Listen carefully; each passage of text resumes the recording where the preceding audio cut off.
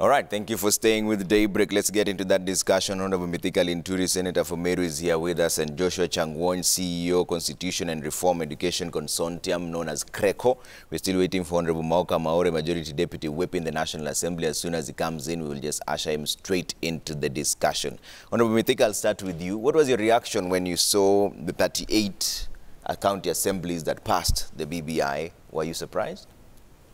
You want my personal opinion? Yes, or of course. You want a legal opinion or no, these things? Or, both, if possible. Yeah. I was not surprised, okay. Personally. But please, before I start anything, allow me, with great respect, send my message of condolence to the people of Junja on losing their Member of Parliament, Francis Munywa Waitito.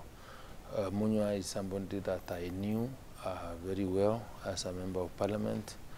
Munywa is a guy I understood and who one time told me he was unwell when he just had come from India. Yeah. And it is really painful.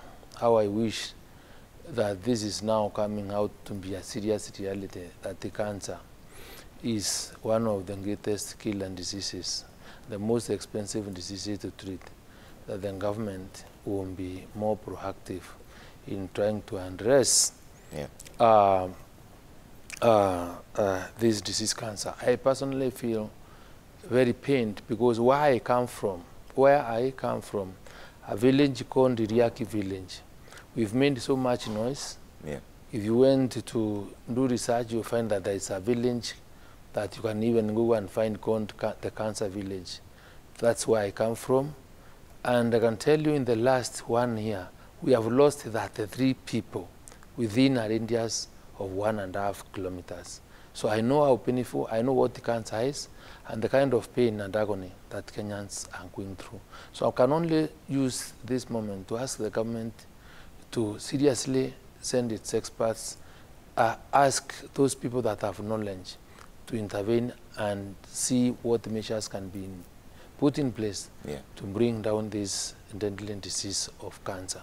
Yeah.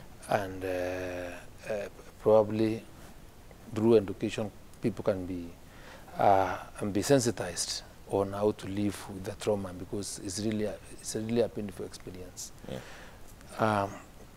With that, I think, yes, it appears now the road is properly set for constitutional change, because as is required, the county assemblies, that 8 of them have passed the proposed amendment to the constitution, and what next is the same being brought to the 2 chambers of parliament.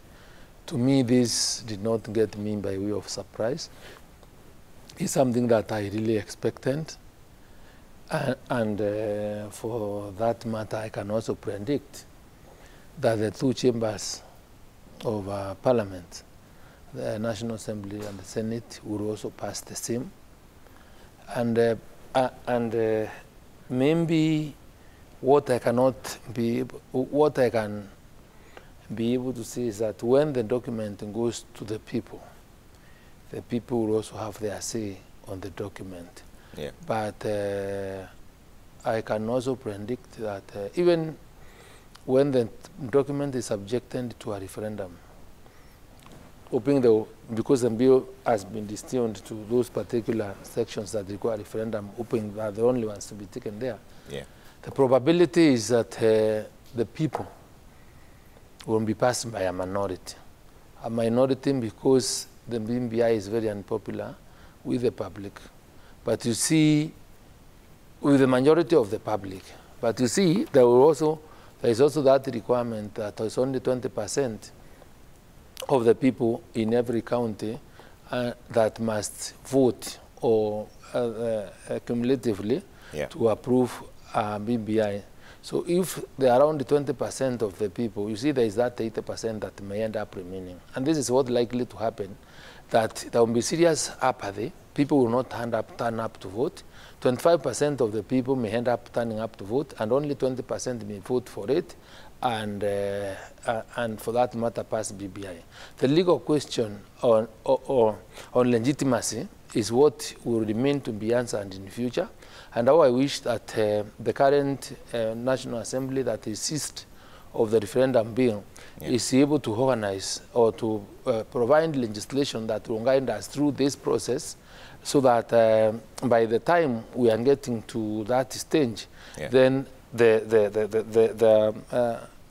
stage or the roadmap is properly set out in the law, and so that at least we do not people are not left in guessing or not.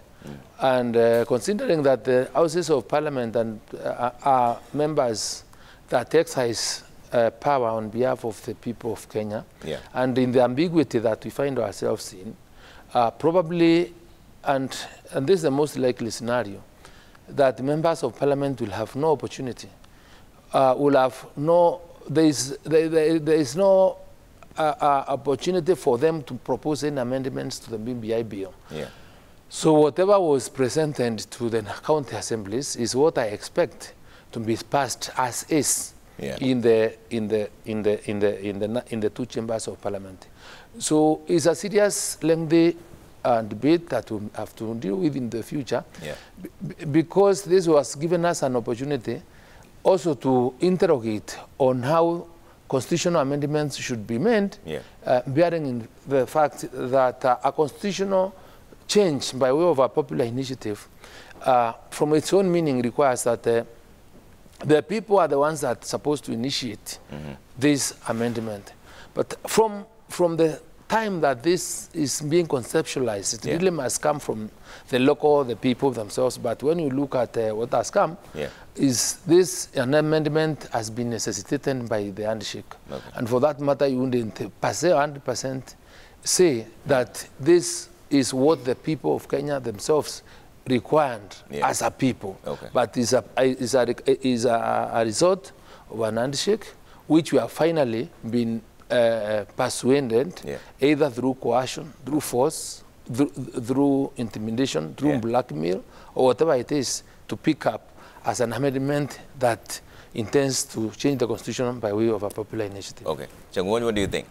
Yeah, I was not surprised with the passage by the majority of the county assemblies on the BBI proposals, because of the prevailing political environment in the country currently, and the genesis of the handshake, because what we are discussing currently is not possibly what was there in the handshake. Because when you look at the coming together of the two political leaders and shaking hands before Kenyans, there was a spirit behind that to ease tension, promote cohesion, and enable Kenyans to go back to their lives after the 2017 general elections. And then there came the BBI, the process when we had the task force, of course, where they were mandated to go back to the people and take views from Kenyans. So that is a whole conversation altogether. And now the product of that was the content of the BBI. But what has been taken to the county assemblies, what was taken to the county assemblies, is not necessarily what was discussed during the BBI, the spirit, BBI, the process. We have the content, and now we are even talking about goodies to the MCAs. So the prevailing environment of MCAs enjoying now promises like the 2 billion car grant is an enticement in it that, I would not be surprised that they would pass that for selfish gains, but not necessarily according to their mandate of representing the people, legislating, and even providing an oversight. But of course, that does not mean it is the end of the road. The journey is still going on, because it goes to Parliament, which is bicameral, and back to the referendum, back to the people. Honorable Okamore, before you came in, you were just talking about the passing of the BBI bill by 38 county assemblies. Did this come as a surprise to you? No, It was expected. It could be a surprise to some people, but for those who knew what was going on, it was not a surprise. It is a discourse we've been having for 3 years. And the good news about the BBI, there hasn't been any critique or genuine criticism about it, except the side issues. Side issues in the sense, if you are saying it's a product of the handshake, they did not critique the document itself or the content. They were going for maybe the proponents, using adjectives that have nothing to do with the bill. The difference between this one and the 2010 constitution, which me and the senator were in the same side of the no, but there were issues. You would name them 1, 2, 3, 4, 5, 6, 7, 8, 10. Today, the issues that were being raised was extremely superfluous. If you just start with the two of them where they were talking, oh, this is not the time. Oh, the economy is bad. Everybody knows there is no economy on earth which has not been shut down by the corona for the last 1.5 years. Even before the corona, our economy was having problems. Now, when you say it is not the right time, which is the right time? And the question is, if you talk about the economy, the percentages that are being shared or the content of it, those are the things that have not been attacked, but they are attacking the side issues. Is there not a genuine criticism of this BBI process? You know, with respect to Mheshimiwa Maore, I think it's just being so general, because I don't think that is the actual position of the situation. I've passionately spoken about those issues, unless if when Linturi speaks, then it's not taken to be a person. And I just want to, because of lack of time, and want to hear what he thinks about this, because I have a duty as an honest Kenyan, an honest legislator, to tell the people the real issues in the BBI, so that at least they can make an informed decision. I don't care whether they vote yes or no to it. It's not my problem. But I have a duty to educate the public to understand the BBI. And one thing that I can tell you for a fact in this country, and what also is also paining me, when the consultations were taking place, I don't think there is anywhere in this country, because a popular initiative concept is the Kenyans must be saying, this constitution offends us in this way. We want to cure a mischief of this kind by making these proposals. That is the legal foundation on any change of the philosophy about any change of our constitution.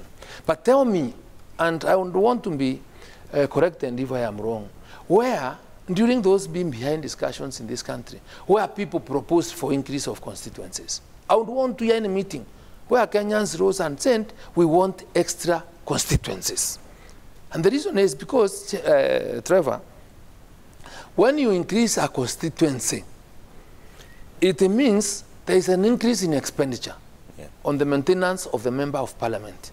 There is an increase in expenditure which Kenyans are not being told about, and when we have an ailing economy, that even the chamber of parliament itself must be expanded, whether it's in the Senate, whether it's in the National Assembly, because you require to create room for 600 members of parliament that have now to sit in that.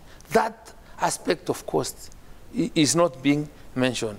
It is also not mentioned, for example, even for the speaker to be able to realize or to get to know or to identify each other as members of parliament, just like in an high school, you may not be able to know one another. Probably, you may have to now to start proposing on how members of parliament can wear uniforms so that they can get to identify one another in the chamber. That is one issue about the increased constituency. And I can hear them saying out there, because the selling points is about the increase in resources. The CNDF Act itself talks about a CNDF, where CNDF is 2.5% of the revenue of the revenue that is supposed to go to counties, to constituencies. So whichever way, whether you increase to 600 or they remain at 290, what will happen is that 2.5 will be the revenue that will go to the constituencies. So if the constituencies now are receiving 138 or 140, when you increase them, the 2.5% is what will be shared amongst the extra constituencies. So if you've been receiving 130 or 140, you end up to receive around 90 or so. That is my understanding, because that aspect has not been changed. You also hear them talking about the issue of counties, of counties receiving that 5%. As we sit here today, the last time the national government sent money to our counties was in October or November. What they are saying is that the Constitution talks about 15%. There's nothing prevents them from giving that a 5, even under the normal or the normal framework. You don't have to change the Constitution to get to that 5%. It depends on the political goodwill. You can get it to that 5%.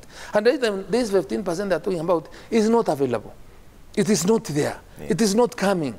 So I don't know how this miracle will work. And finally, because of time, just like I've told you, you also realize that normally, I've participated in a number of referendums. The 2005 referendum, I've also participated in the last referendum, in the last 2020 Constitution, which Mheshimiwa saying we opposed, and this is true, and I remain a very proud Kenyan, because what we are talking about this time round is what we are trying to mention that time, and people never took it seriously. My main greatest problem is the manner in which people are being pushed, and the manner in which people are not expectant to hire their divergent view.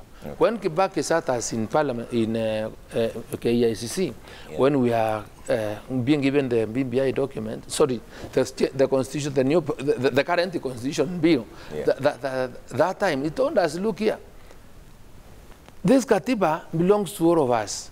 Government does not even require to spend money on it. Chukua katiba, mwananchi ataamua. So it was just that simple. Some of us opposed it. There was no band between us and President Kibaki. At that time, ministers opposed it. There was no band. But you see now, right now, even for these counties, I've just come from a political tour of Rift Valley and Western Province. And immediately Baringo passed, voted no for the BBI bill. EACC wrote to them.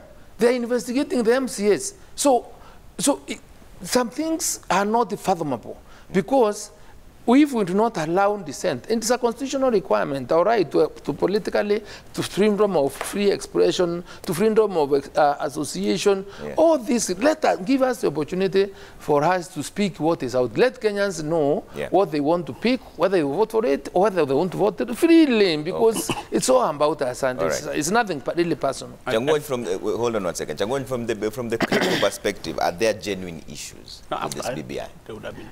When you look at the contents of the document, majority of it is very attractive. BBI proposals talks about issues that affects the citizens on a day-to-day basis.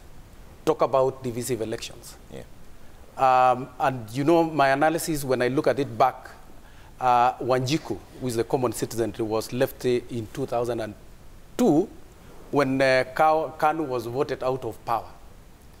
When you look at 2007, Wanjiku suffered because of post-election violence, non-acceptance of the outcome of the election. 2013 was also contested. 2017 was the same. The inclusion of a reminder to Wanjiku that after every election, you suffer. You know, that in itself is a trigger that if these problems would be sorted out by this document, I would not suffer in the next general election, because my business suffers, my children, refrain from going to the school which they were before the elections. I'm displaced. I'm made to be an enemy of my neighbor. You know, that is very attractive. BBI talks about that. BBI talks about reduction in terms of poverty. creation of employment, because unemployment is now a major crisis in our country. Who doesn't want a solution to unemployment? BBI talks about that. BBI talks about taking, power and resources, closer to the people by increase of these other, electoral units. Yeah. That's very attractive. BBI talks about, inclusivity, having people, getting involved in the cake. And of course, the analogy of like the cake has not been enough for all of us, so that everybody has a share of the cake. And of course, the cake here is the national basket because we all pay taxes. Yeah. So all those are very attractive. But now, unfortunately, the conversation has been reduced to political power sharing in our country, which now is taking the center stage in the discussions. And why do I say that? I say that because no one is talking about Wanjiku. No one is educating Wanjiku to say this is actually the proposal. It is about now, like, if you are opposing, probably you are aligned to somebody else. If you are supporting, you are aligned to somebody else, which is very unfortunate in our democratic space, yeah. Even when we have had the 2010 Constitution that gives power to Wanjiku right from Article 1 of the Constitution, which is sovereignty belongs to the people. Because I thought, when I reflect back to 2005, yeah. When we had the bombers draft, and of course we engaged into a referendum where we had the yes and the no at that time, which was bananas and oranges. The discussion revolved around Wanjiku understanding what was in it for Wanjiku. Yeah. 2010, the same. But of course, 2010 was different because we had just, been asked by the Agenda 4 items, as, negotiated by the late Kofi Annan, yeah. That constitutional amendment, I mean, the change of the constitution was one of the requirements. The 2010 Constitution was deemed to be one of the most progressive, that it has the citizen at the center stage. Mm. But unfortunately, these discussions now that we're having in BBI, Wanjiku seems not to be on the dining table. Wanjiku seems to be waiting for the announcement of the menu. Yeah. No, I think the issue that we need to address, yeah. I want to address the three issues that are raised. First, the product itself. Yeah. The BBI is not a sentence in law. BBI is actually a ceasefire document that has arisen from maybe perennial disputes, which culminated in 2007, yeah. And also after the 2017 elections, whereby we had a real stalemate, where a half of the country felt excluded, and the other half that was governing was really held at a siege. Mm. We had those Monday demonstrations. In those Monday demonstrations, they would just say, Monday kutakuwa na maandamano Nairobi. So even those people who are not participating in maandamano, everybody was actually like a public holiday. Now, if that is what happened, the handshake that happened in February 2018, there was a feeling that this is a political maneuver for some other mischief, not about the political ceasefire. Yeah. But any Kenyan who is genuinely knows there was a problem. Because actually we had 4 months in parliament, 4 months into the post-election government, which was not able to function because there was political tension or temperature all over. Now, the two issues that are critical in this document, for some of us, I would say that the issue of the constituencies, specifically, if there is any other issue that is genuine in this document, is actually the story of the constituencies. I will explain to you why. If you take the population of Vihiga County, it has 5 members of parliament. The population is 570. The Waigembe, which me and the senator are sub-members in Meru County, or among the Wameru, we are 550. We have 3 members of parliament. Now, if you see this imbalance, it has been choreographed historically, whereby from the colonial days, the fear of, for example, central Kenya was so enormous that any meeting you do, you have to worry about their numbers in the National Assembly or in the seat of, or in the table where power is, power or resources are being shared. So this one happened in the 70s. It happened in the 80s.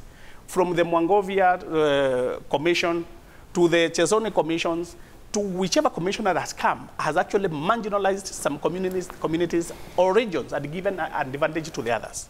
So this document, when they talk of one man, one vote, 1 shilling, it means correcting that imbalance. In the sense, even if you are saying you add, if you say, for example, if you go to the constitution itself, and you were to enact it forcibly, you will lose a lot of constituencies that are less than 133 members.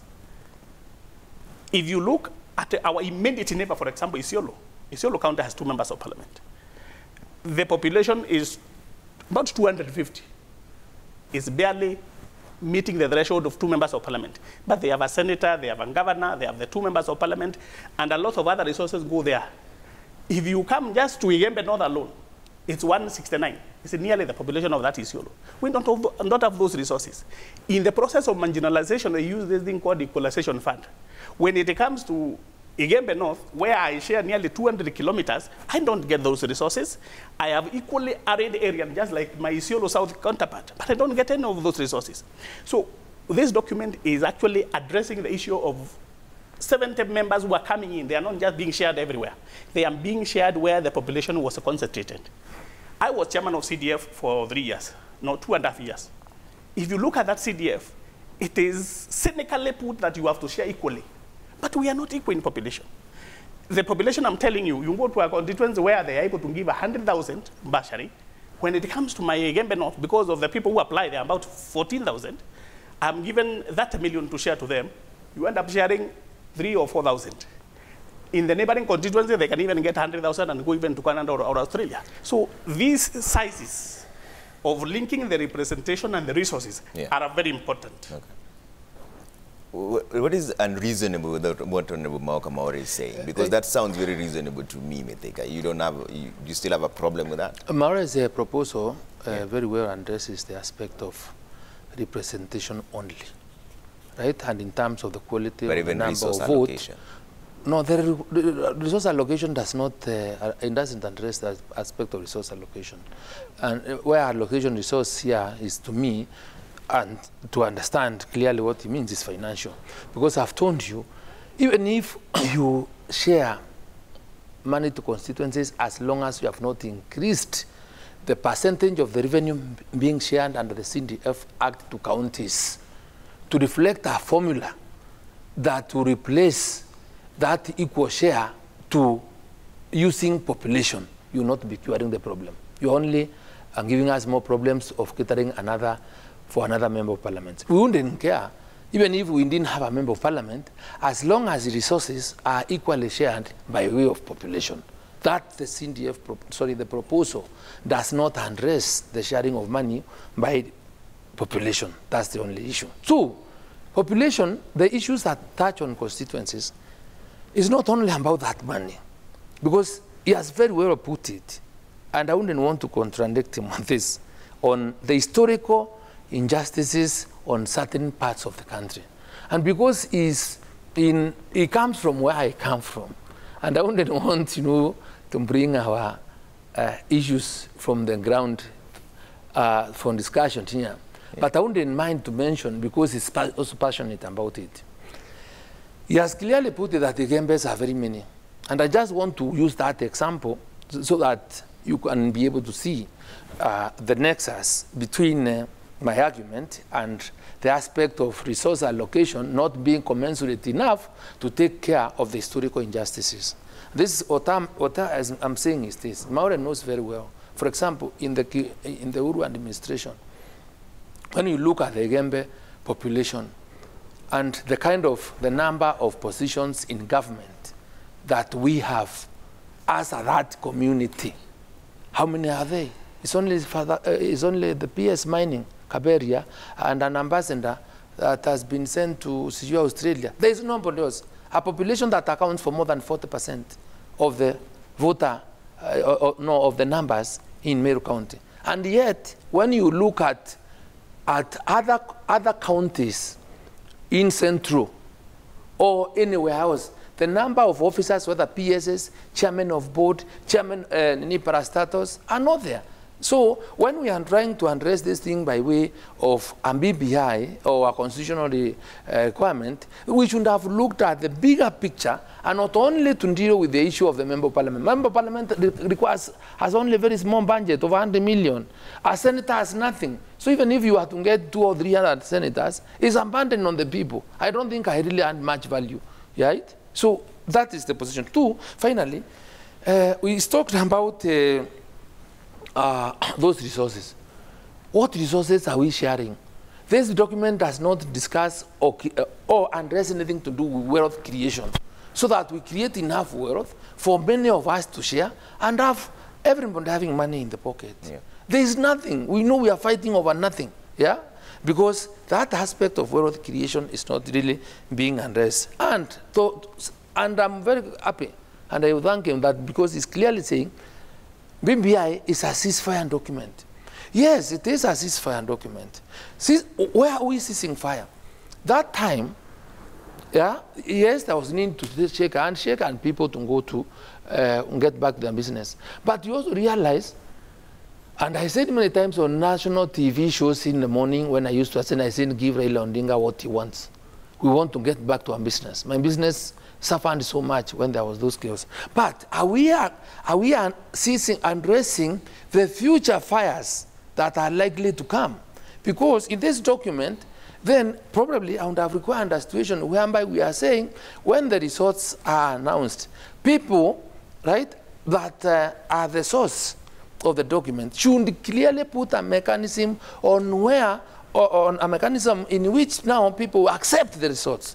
Because the problem of this country is failure to accept election results. Yeah. Failure to agree that Kenya is a multi-party democracy.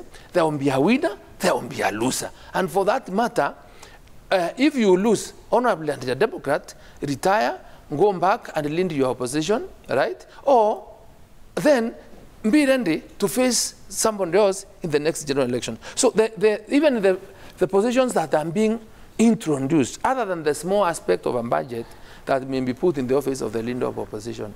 The leader of opposition in government is the leader of minority.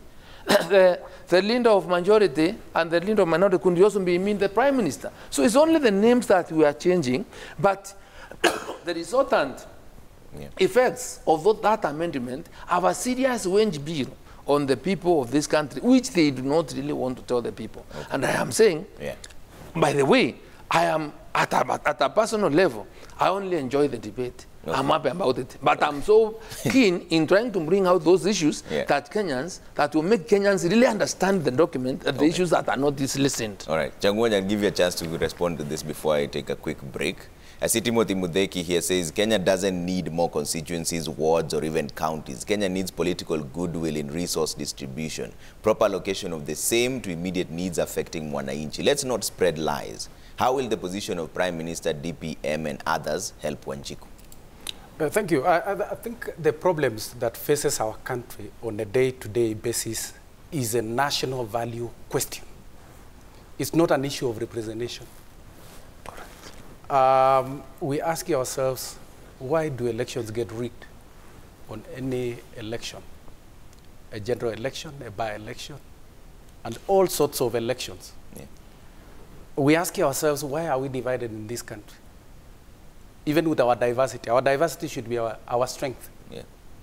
Why are we facing corruption that even, the head of state has come out, very clearly that 2 billion gets stolen on a day? And of course, that, makes us even wonder much more. Who are these thieves? Are the thieves known? Why are we having people in this country who still feel excluded from the national development? Why are we having people in this country who cannot even afford basic goods or basic needs? And you can see even BBI is talking about Article 43 on social and economic rights. But we ask ourselves, is that the solution? By having more 70 representatives from what we have currently, that is going to fix Kenya's problem? Or it is about us narrowing down to say what are our collective values as a country that can cement us as people, whether we are PWDs, youth, women, men, the elderly, and of course BBI went out also to dissect on that, and that's why there's something called national ethos, that Kenya lacks national ethos.